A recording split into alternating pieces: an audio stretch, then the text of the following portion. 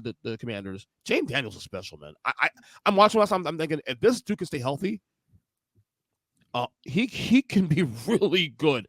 And one of the things I saw last time watching, I'm like, he's a mobile quarterback, but he's always surveying the field first. He looks at all those reads before he's to run. He's definitely not Anthony Richardson. He's further along with that comfort level than he is. I agree.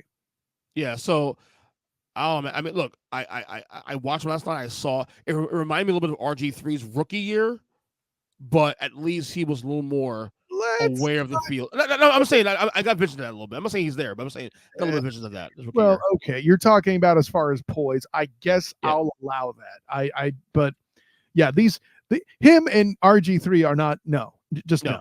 No, this guy has much more pocket presence. And that being said, I also think based on what's going on there, it's likely he has a better second year than RG3 does, because I don't think he's as likely to get hurt. Now, granted, it could still happen, obviously, but I digress. I mean, what's his upside here? You think he could be a top 10 quarterback by the time he got out of this year?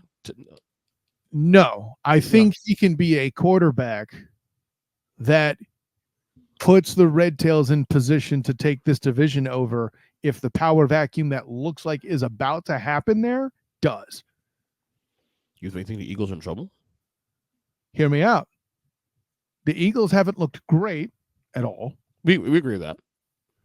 And if they continue to struggle and actually by extension look bad, Sirianni's gone, right?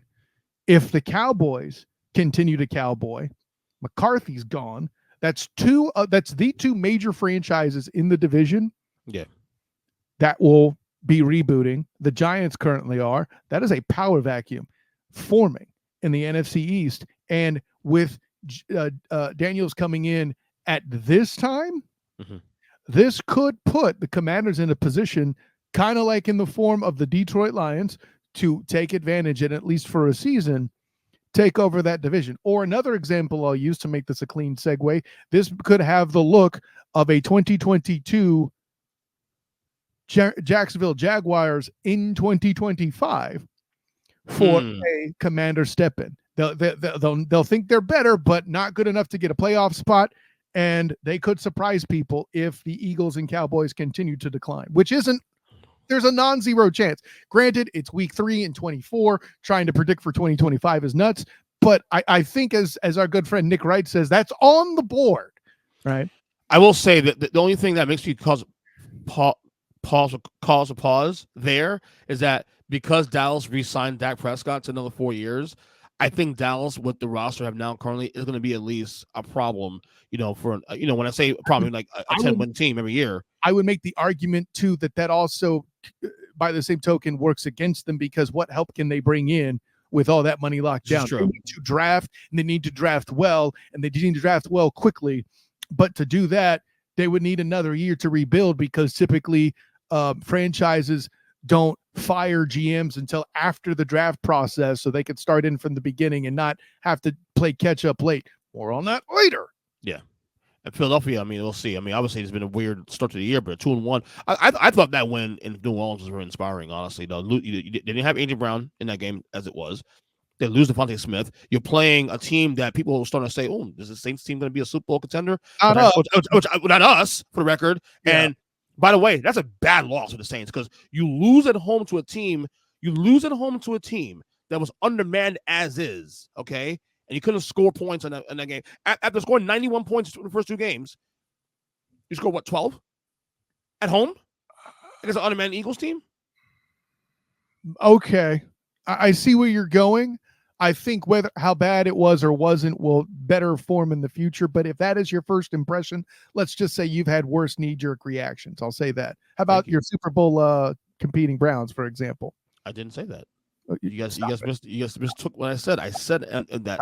I said that if Deshaun is half as good as he was in Houston, they can be Super contenders because that roster. Stop it. That's what I said, right? Those words. I don't care if you qualify it. Even just no. Stop it. Stop it. Not like you have them making the damn playoffs, Ernest Christian. Stop. I mean, they were a playoff team last year, and with the same roster. Not with the same roster. With the same parts. Not See, no. moving on. The thief of the comeback player of the year is now in Indianapolis Colt. Well, that we agree with.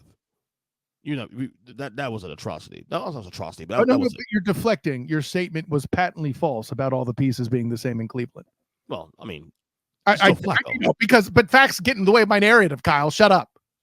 Let my narratives cook, please, buddy. Anyway, Yeah, it's cooking. The problem is it smells like red cabbage in the house. after this week, man, I think dude is cooked. I think Mr. Sean Watson's officially cooked. Now, Grant, his line didn't help any better anyway. 8 sacks. Come on. Yeah, but this still. is the worst Cleveland line we've seen in a while, but we digress. Yeah.